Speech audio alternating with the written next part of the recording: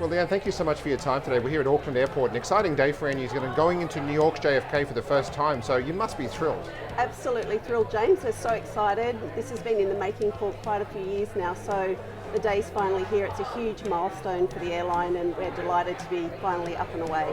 I think it's exciting because you haven't flown this far since you used to fly to London, so it's quite a big hop for the airline, isn't it? It is indeed, and it's our new flagship route, so NZ 1 and 2. Very exciting and yeah, ultra long haul, so we've been preparing, as I said, for quite a while to get the flight up and running, and we're in good shape and ready to go.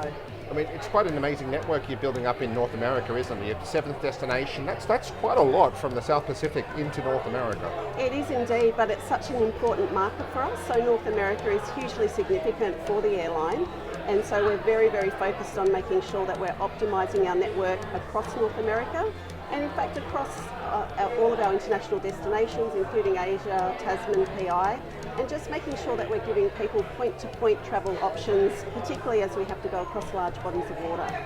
And obviously, Asia's obviously coming back soon. We're seeing Japan reopening soon. We're seeing other parts. So how exciting is that then? The other part of your network is starting to reopen as well. Yeah, no, it's great to see some ports in Asia going really, really well. Singapore is really strong.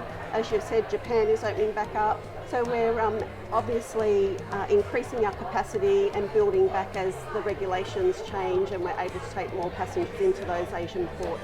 Now, you still don't have a few 777s because they were retired. Does that mean you're getting more efficient with your Dreamliner and how you can operate the aircraft around the world?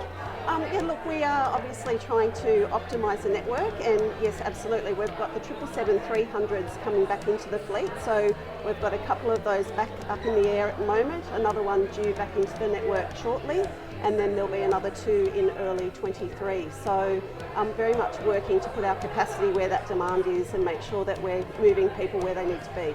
Now, an exciting time because America's obviously quite open. The travellers are travelling all over the world, so you're offering a lot of easy ports for Americans to come to this part of the world as well, aren't you? Yeah, totally. And as I said before, America is such a huge, significant market for us. And with all of those destinations we've got up and running, we've got New York obviously starting up today. Chicago is our last one, which commences on the 30th of October. We're back into Chicago. And so we'll have all of our 29 international ports back operating.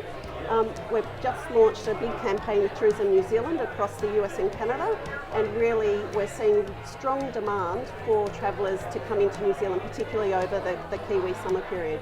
And coming up soon, you've got new product coming on board the plane as well, so it's quite exciting in terms of forward-looking for the airline as well, isn't it? Yeah, it's hugely exciting.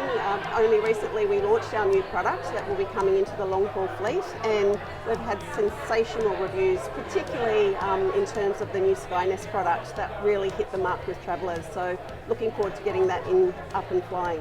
And importantly too, you rebooted Australia extremely fast, faster than some other carriers have done with their own network. So you really went back into all the big ports for Kiwis very quickly, didn't you? We did. So over the July school holiday period, we actually launched and had all of our 9 ports operating across Australia. So it was a huge effort by many people across the airline, but fantastic to have all of those destinations back up and running for people. Now, it's obviously it's a country where you've got to look after the environment, particularly well in this part of the world, so that's a huge focus for the airline right now. You've got so much news about what's going on, sustainable fuels and being very careful. How important is that for you? Hugely important. We realise that sustainability is actually, and you know, it is the largest challenge that we're facing into. We've got our first shipment of SAF arriving, and that's 1.2 million litres, or equivalent to operating 400 flights between Auckland and Wellington. So hugely excited to have that arriving into the country. We've got an ambition to have 10% by 2030, 10% of our fuel SAF by 2030. And we're also progressing really well with looking into electric hydrogen and green hydrogen aircraft for the domestic fleet. So a lot going on in that space. Now, you've been with the carrier for a few years now, and I'm going to ask you a bit of a fun question. So what's your X factor with Air New Zealand? If I said to you, what do you do so well as a carrier, what is it, do you think? I think our relentless customer obsession is the thing for us as a carrier. It doesn't matter where you are within the business, everyone is acutely focused on making sure we're delivering to our customers. And look, I'd be the first to say we don't always get it right, but I think a little bit of our secret sauce is that we can acknowledge that and pivot and change and go out and keep people up to date with what's happening and make things right. I think you communicated better than almost any tourism business during the pandemic, so that was a real key to success, wasn't it? Yeah, thanks James. We did try very, very hard. So there were lots of things obviously to work through, lots of curveballs and challenges, but keeping our customers up to date and making sure we're really transparent was one of the key things that we did try to do and continue to do. Amazing. Well, thank you so much for your time. Pleasure.